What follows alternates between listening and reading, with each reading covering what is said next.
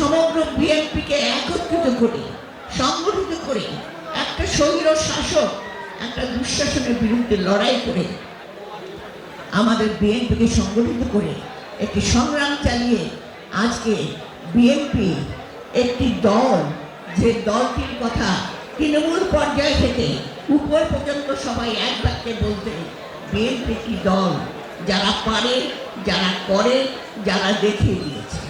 আমি যে কৃতজ্ঞতা জ্ঞাপন করছি আমার ভারপ্রাপ্ত চেয়ারম্যান জনাব তারেক রহমানকে। সংগ্রামী ভাই ও বোনেরা, আপনারা জানেন শফিক জিয়া এই দলটি করেছিলেন সময়ের প্রয়োজনে। তিনি ওই সময় স্বাধীনতা ঘোষণা করে যুদ্ধ করে বাংলাদেশে যখন ফিরে আসেন, পরবর্তী পর্যায়ে যখন তার উপর এই শাসনভার ন্যস্ত হয়, তখন তিনি সেই সময়ের প্রয়োজনে 19 দফা কর্মসূচি দিয়ে সমাজের বিভিন্ন সেক্টরে কাজ করে বাংলাদেশকে একটা আত্মমর্যাদার জাতি হিসাবে পরিণত করেছিলেন, বহুদলীয় গণতন্ত্র প্রতিষ্ঠা করেছিলেন এবং বাংলাদেশকে জাতি হিসেবে বিশ্বের বুকে পরিচিত করেছিলেন।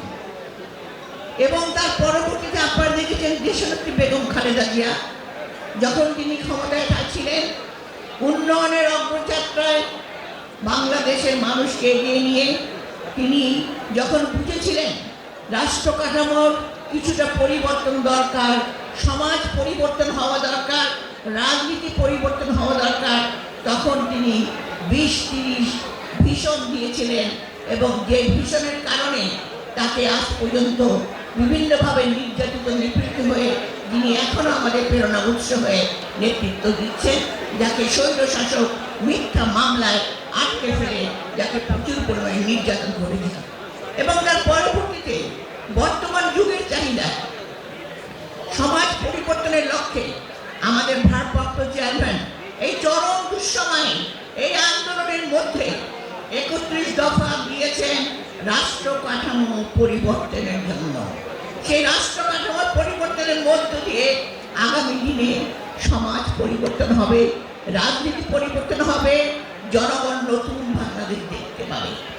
তাই আজকের এই দিনটা আমাদের জন্য শুধুমাত্র আমাদের জন্মদিন, কিন্তু আজকে আমাদের নেতাকর্মীর কাছে এটি অঙ্গীকারবদ্ধ একটা দিন, যেদিন আমরা অঙ্গীকার করব আমাদের নেতা আজকের দিনে আমরা অঙ্গীকার আমাদের নেতা ভারপ্রাপ্ত চেয়ারম্যান জনাব তারেক রহমানের কাছে, দেশনেত্রী বেগম খালেদা জিয়ার কাছে আমরা অবশ্যই এই 31 দফার সংস্কার জনগণের মাঝে ফুটিয়ে তোলে।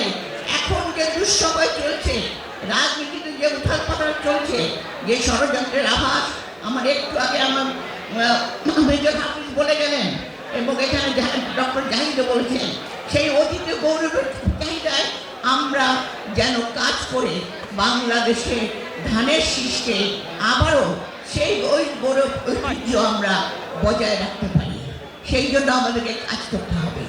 আমরা জানি আমরা খুব কঠিন সময় পার হচ্ছি, কিন্তু এই কঠিন সময়ের মধ্যে আমাদেরকে ধৈর্য রাখতে হবে। আমাদের অনেক নেতা কর্মী শহীদ হয়েছেন, এর মধ্যে গুম খুন হয়েছে, অনেকে আছেন যারা আহত হয়ে এখনো পড়ে আছেন এই দীর্ঘ 16 বছরের এই যে বিভিন্ন আমাদের যাত্রায়। সেই যাত্রার মধ্যে তাদের প্রতি সহযোগিতা জ্ঞাপন করে আমরা বলতে চাই, বিএনপির নেতা কর্মী ঐক্যবদ্ধ, তারা সংগ্রামী, যে কারণে আজকে একটি স্বৈর শাসক পালিয়ে যেতে বাধ্য হয়েছে। আজকে যারা ষড়যন্ত্র করছে, তারা কিছু যখন নির্বাচন ঘোষণা হয়েছে, কিছু রাজনৈতিক দল নির্বাচন বানচাল করার চেষ্টা করছে, কিন্তু আমরা জানি কারা করছে।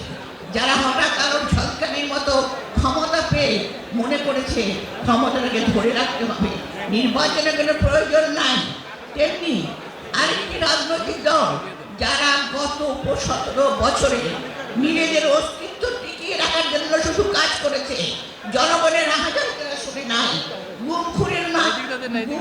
পরিবারের কান্না তারা শুনে নাই, নেতা কর্মীরা যে শহীদ হয়েছিল তারা শুনে নাই, শুধুমাত্র নিজেদের অস্তিত্ব বজায় রাখার জন্য আজকে ক্ষমতায় আসার জন্য পিয়ার পদ্ধতি তুলে আজকে বানচাল করার চেষ্টা করছে আগামী নির্বাচন। তাই আমি বলতে চাই, আমরা গৌরবময় ঐতিহ্য বহন করি, যে গৌরবময় ঐতিহ্যকে আমাদের শহীদ জিয়া, যিনি মুক্তিযুদ্ধের ঘোষণা দিয়ে শুধু ক্ষান্ত হননি, তিনি দেশকে একটি সুন্দর দেশ হিসেবে পরিণত করেছিলেন। আমাদের বেগম খালেদা জিয়া, যিনি এখনো তার জনগণের মুখের দিকে তাকিয়ে আছেন, তারা করবে। এবং আমার তারেক রহমান, আমাদের চেয়ারম্যান জনাব তারেক রহমান, তিনি এখনো আপনাদের দিকে তাকিয়ে আছেন। আপনার ঐক্যবদ্ধ প্রচেষ্টার মাধ্যমে সকল ষড়যন্ত্রকে আজকে ধ্বংস করে আমরা ইনশাআল্লাহ ধানের শীষে আরো বিস্তৃতভাবে সারা বাংলাদেশে ছড়িয়ে দেব। একটি দফার মাধ্যমে আমরা নতুন সমাজ গড়ে তুলব।